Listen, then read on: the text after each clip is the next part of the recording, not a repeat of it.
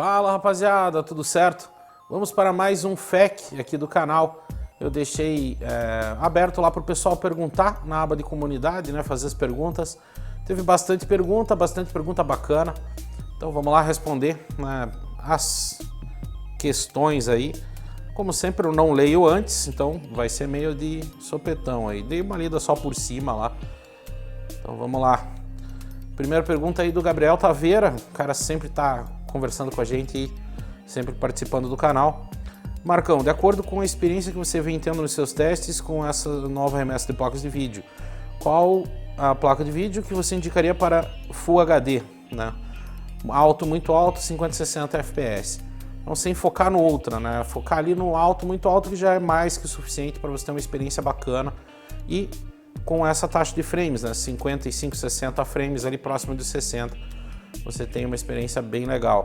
Eu acho que para Full HD, as placas que servem bem hoje são a 570, a 580, talvez a 1660 também, tá? Não indicaria a 1650, eu acho ela uma placa muito cara pelo que ela entrega.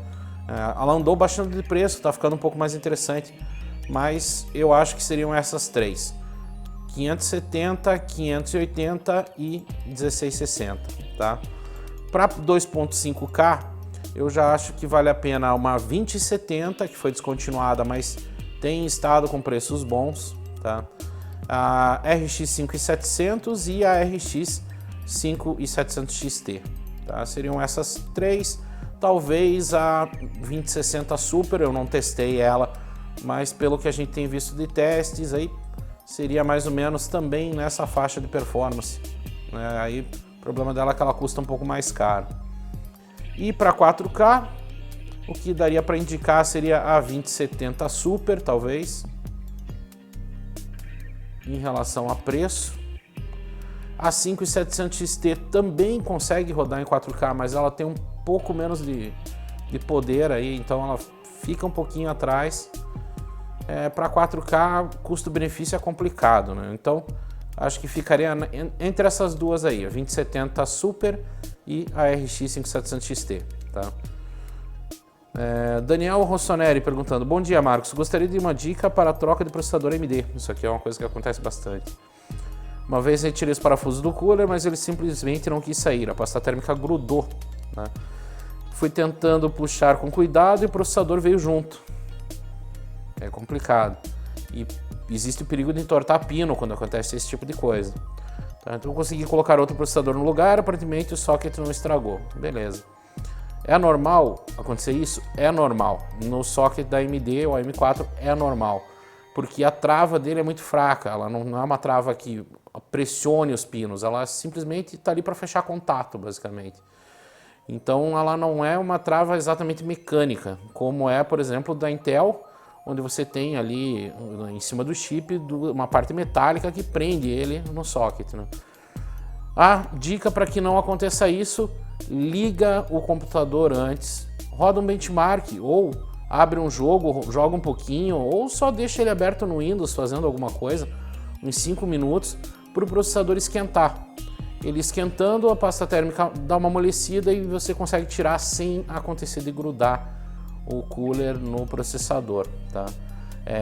Sempre quando você vai fazer esse processo de tirar o cooler e o processador está frio, a tendência é que grude, e isso é meio independente de pasta térmica. Pode ser uma pasta até boa que vai acontecer isso aí, tá? Então a dica é ligar o computador um pouquinho, dar uma esquentadinha nele, daí desliga e troca. Perdi o controle perguntando aí: você poderia falar da Biostar B350 GTX, que é vendida na Terabyte? Ela não tem drivers para ela no próprio site do fabricante, né? Mas tem uma questão aí. Ela é uma placa, na verdade, personalizada para Tera, tá? Mas ela é uma B350 GT3. Ela é exatamente a mesma placa. A BIOS é a mesma, tudo igual, tá? Só muda a cor dos slots de RAM, dos slots PCI Express e o logo da Terabyte que vem junto na placa, tá? Mas ela é uma B350 GT3, beleza? Então, dúvida sanada aí. Bom dia, Marcão. Você sempre utiliza memórias 3000 CL15, né? Pedro Baldini perguntando. Nos seus testes dos Ryzen 3000, você acha que as memórias 3600 recomendadas pela AMD para esses processadores dariam muita diferença de desempenho? Cara, dá diferença, mas nada que você precise gastar todo esse dinheiro a mais numa memória mais rápida, né? Inclusive você pode pegar uma memória 3000 e tentar subir ela um pouquinho para 3200, 3433, ali 3466, melhor dizendo. Você consegue fazer um overclock numa memória 3000, folgando um pouco a latência talvez, ou deixa ela como ela está no XMP, porque o valor a mais que você vai pagar nas memórias às vezes pode não compensar, não dá tanta diferença assim em jogos, tá? Então, um kit de 3600 com latência baixa é uma coisa bem cara. Tem que ver se vale a pena você gastar a mais para ganhar ali 2, 3, 4% de frames, tá? Pensa bem. E também tem a dica de você consegue subir aí a sua memória um pouquinho, dar um gásinho nela, tá? Gustavo Kishimoto perguntando: Marcão, é normal quando você está jogando um jogo e as coisas renderizam conforme você anda?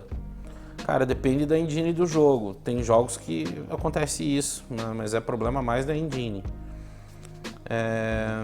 Aqui acontece isso no meu FX 6300 e em alguns jogos, mas sem travamentos, quedas FPS e com folga. Então você tem que ver se os jogos que está acontecendo isso é recorrente acontecer com outras pessoas, tá? Isso daí é problema do jogo. Se tiver dando problema de carregamento, fazendo pop-in de textura, provavelmente daí também daria stuttering, né? Poderia ser algum problema do HD, tá indo para o pau, alguma coisa assim. Mas deve ser do jogo, ou talvez teu processador já é um processador mais fraquinho, né? Tá rodando o jogo ali com um pouquinho de dificuldade, pode ser por causa disso. Ó, uma pergunta muito boa aqui do Rael, tá perguntando: vi na Kabum um processador Ryzen 5 1600 que está em excelente preço. Minha dúvida é: qual é uma placa-mãe ideal para ele? Então isso é uma pergunta que muita gente faz. A placa-mãe ideal, na minha opinião, para um Ryzen hoje, independente de qual seja ele, é uma B450. Você consegue ligar esse processador aqui numa A320 sem grandes problemas, tá? Você só não vai poder dar overclock, porque o chipset não aceita. Só que você comprar uma A320 hoje, ela é uma placa que já não era para ter suporte aos novos processadores. Acabou tendo aí, sabe Deus por quê? Porque elas são placas com VRM fraco, e elas têm tido um pouco de dificuldade para lidar com os processadores de terceira geração. Então, pensando num futuro upgrade, né, você não vai comprar a tua placa-mãe para vender ela na próxima troca de processador. Então, investe um pouquinho mais, gasta um pouquinho mais, junta um pouquinho mais de dinheiro e compra uma placa boa. Não precisa ser uma placa de R$1.000, mas compra uma placa, uma B450, ali na faixa dos R$500, com dissipador, com 4 slots de memória, né, que se você quiser adicionar memória, você vai ter espaço para fazer isso. Tá, e com um VRM bacana, que dependendo da situação, se você comprar um Ryzen 7 mais barato, aí de repente pinta uma promoção aí de segunda geração, ou mesmo se você quiser fazer um upgrade futuramente para um de terceira geração, você vai ter uma placa que vai suportar tranquilamente. Então é o tipo da coisa que vale a pena você investir um pouquinho mais. Tá? As 3 coisas que eu sempre digo que você não deve economizar, porque são coisas que sempre você vai ficar bastante tempo com elas, né? Normalmente você fica bastante tempo. Placa-mãe, fonte e gabinete. Comprar gabinete vagabundo é a pior coisa que você pode fazer. Comprar fonte vagabunda, você pode queimar todo o teu sistema. E comprar uma placa-mãe vagabunda, depois você não consegue ligar nada nela. E para fazer upgrade, daí você está lascado, tá? Então, fica a dica. Outra pergunta, meio relacionada a essa, do Vitor Sagula. Aí, Marcão, quais seriam as melhores B450, placas-mãe intermediárias para futuros upgrades? Qual dessas seria a melhor opção? Ele deu aqui algumas opções, né? B450 Aorus Pro, excelente placa. B450 ROG Strix, essa é overkill, uma ótima placa, na 450F. Eu em casa tenho uma X470F, é uma placa absurda, tem um VRM muito forte. E a B450 também, lógico, não é a mesma coisa, mas ela tem um VRM muito forte, essa placa. E a outra que ele perguntou, B450 MSI Pro Carbon AC, também é uma ótima placa, cara. Então, qualquer uma das três aqui você vai estar bem servido. Escolha pela marca, escolha para tenta se informar qual delas que está atualizando BIOS mais rápida e escolhe aí pela marca que você prefere ou pelo visual da placa, porque são três placas meio equivalentes aí e placas de primeira qualidade, tá? Então pode ficar tranquilo, escolhe bem aí, pode ir em qualquer uma das três, tá? Almes perguntando, Almes 2012, tem diferença considerável de desempenho entre jogos usando memórias mais rápidas no Ryzen 3000? Eu já acabei de responder, né? Mas ele está dando o exemplo aqui de 2400 versus 3600, aí você vai ter uma grande diferença, tá?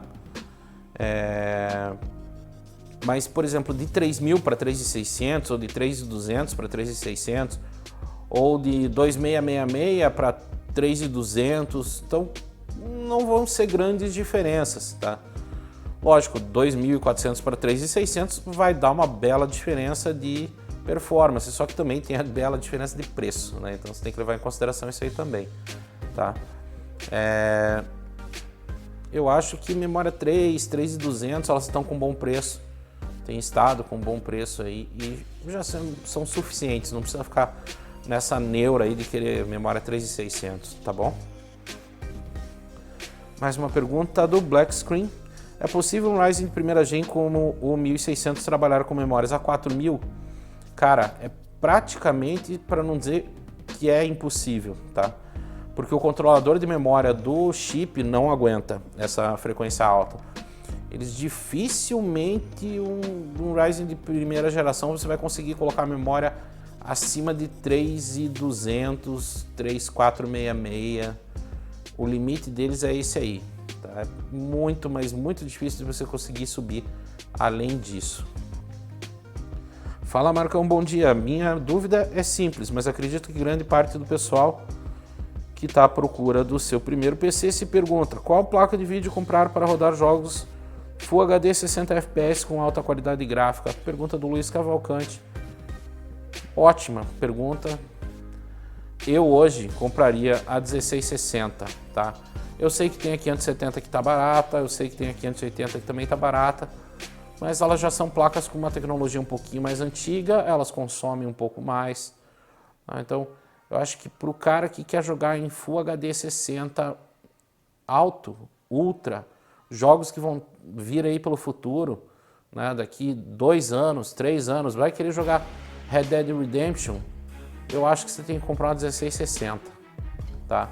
Eu gosto muito das placas da AMD, elas têm um excelente preço, mas já estão defasadas, tá? Já são placas que, apesar de ter uma performance boa pelo custo delas, eu acho que elas já são um pouco defasadas. Então, a dica de ouro, eu acho que para essa Black Friday, principalmente, né, que está chegando aí daqui a um mês, é você ir nas promoções de 1660. 1660 abaixo de R$1.000, é bem provável que apareça e é uma excelente compra, uma placa que você vai ficar aí com pelo menos 2 a 3 anos tranquilo com ela rodando jogos em 1080p no alto. Então beleza, é isso aí, galera. Respostas dadas, né? Muita pergunta boa dessa vez. Espero que vocês tenham gostado do FAQ, a gente vai fazer, mas agora mudei o esquema de gravação aqui. Para vocês parece que tá a mesma coisa, mas para mim tá completamente diferente. Tô conseguindo gravar em 4K, tá bem mais fácil, então vai ser mais fácil de fazer quadros assim, que não sejam os testes lá nas bancadas e tal. É isso, pessoal.